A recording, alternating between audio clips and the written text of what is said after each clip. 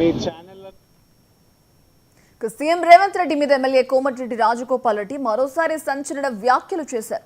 రేవంత్ తన భాష మార్చుకోవాలని ప్రతిపక్షాలను తిట్టడం మానేసి ప్రభుత్వం ఏం చేసిందో చెప్పాలని అన్నారు.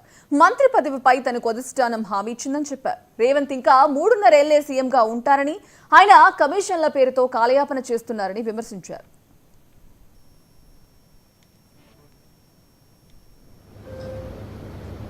వాళ్ళను ఉద్దేశించి చులకనగా అవమానకరంగా మాట్లాడితే బాధ అనిపించి ఇది మంచి పద్ధతి కాదు అని చెప్పేసి నేను ట్వీట్ చేయడం జరిగింది. వీళ్ళకు మద్దతుగా నా మద్దతు ఎప్పుడు కొనసాగుతుంది.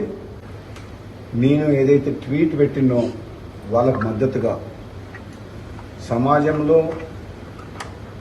ప్రజల పక్షాన